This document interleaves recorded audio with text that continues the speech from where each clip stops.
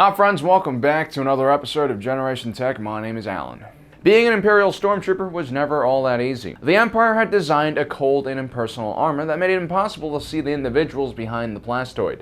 Like Steve, who volunteered on the weekends to work for Ewoks for Vets, a non-profit organization that caught and lobotomized Ewoks and trained them as companion animals for Stormtrooper veterans suffering from PTSD and other more physical injuries. Despite Steve's attempts to grow not only as a Stormtrooper, but also as a human being, the citizens of the Empire only see a man wearing a white bucket on his head. But at least for a time, Imperial Stormtroopers were seen as a symbol of peace and stability, protectors from separatists and pirates and dirty non-humans. But what about the First Order, tucked far away in the fringes of the galaxy, forced to operate under a cloak of secrecy? They were hated by the isolated communities that they were tasked to protect. Where was the glory in that? Today I want to talk to you guys about just how terrible it was to be a First Order Stormtrooper. And in order to talk about that, we need to start right from the beginning. After the devastating Battle of Jakku, a handful of loyal Imperial soldiers, handpicked by Palpatine's contingency plan, escaped off into the unknown region. These Imperial soldiers and officers would go on to make up the Imperial High Command and Officer Corps. But their numbers were completely depleted by the Galactic Civil War and the culling done by the contingency plan. One of the key figures in the Imperial Remnant was Brendol Hux, the Commandant of Arcanus Academy. He was known for his unorthodox training methods, which oftentimes alienated him from more traditional Imperials, but caught the eyes of Palpatine's contingency plan. Hux had been a junior officer during the Clone Wars. He had seen how efficient and dedicated the clone troopers and their Jedi officers were in the field of battle. They had a single-minded, selfless drive which made them the best troops he had ever seen. They had extremely high morale and dedicated themselves to the art of war. Hux thought that the Imperial Stormtrooper was subpar in comparison. They were too individualistic, with too many different motivations and influences. Hux realized in order to create a more standardized and superior Stormtrooper, he needed to train them from birth, or at least from a young age, like how the clones and Jedi were trained. Free from Imperial bureaucracy and given access to the full resources of the First Order, Hux finally was able to create a training program that would make soldiers up to his standards. Hux decided against using clones because of their inherent genetic vulnerabilities and huge startup costs. So instead, the First Order started looking for children that they could turn into soldiers. They started mounting expeditions mainly to primitive and war-torn planets where there were plenty of orphans and impoverished families willing to do anything to find a better life for their children. It was on these worlds that the First Order found children willing to join their ranks. Some were so primitive they had never even seen electricity, let alone a blaster or starship. But it was this lack of experience and knowledge of the world that made them the ideal blank slates for Brendol Hux to mold. And for most of the impoverished individuals who joined, the First Order was a huge improvement for them. For instance, on Captain Phasma's homeworld, the inhabitants lived in a polluted post-apocalyptic wasteland full of disease, pollution, and terrible dangers. Captain Phasma lived in a cave, and the average lifespan of her tribe was in the 30s and 40s, and having 3 square meals a day was something that rarely ever happened. Upon joining the First Order, many of these individuals were thankful and awed by the advanced technology and wealth their savers seemed to possess. And because of their disadvantaged backgrounds, these individuals easily soaked up the First Order's propaganda and talking points about the galaxy. The New Republic, in all of its richness and corruption, had forgotten their worlds and left them to die in obscurity. Who was to say that the First Order was wrong to accuse them of that? The Republic suffered the same problems the Old Republic did.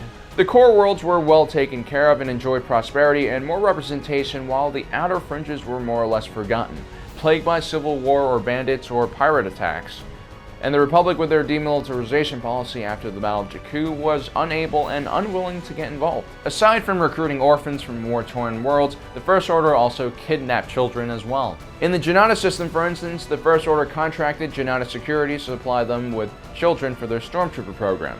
Once all of these children were collected, they were trained aboard the First Order Armada. Although the First Order had land-based operations, Snoke's military strategy revolved around mobile command centers and supply lines. The Resurgent-class Absolution was one of those training ships. Although it was a fully functioning war vessel, it also housed and trained a large number of cadets.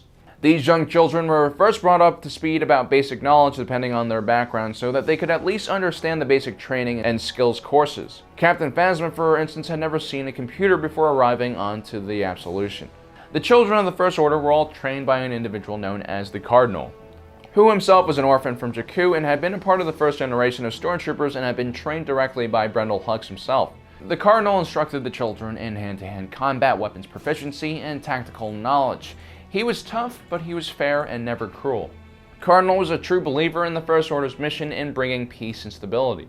He also considered the cadets as priceless resources and tried to prevent any serious injuries or deaths during training.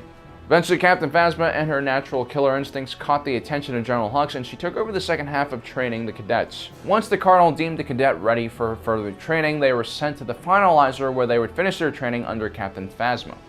Phasma's training philosophy was a bit different from the Cardinal. She viewed the Cardinal as soft and too nice to his soldiers. She had grown up on a world barren of resources and had constantly fought to survive.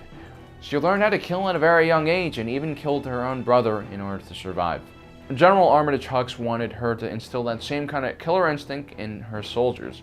The Stormtroopers' training became more demanding and cruel under her command.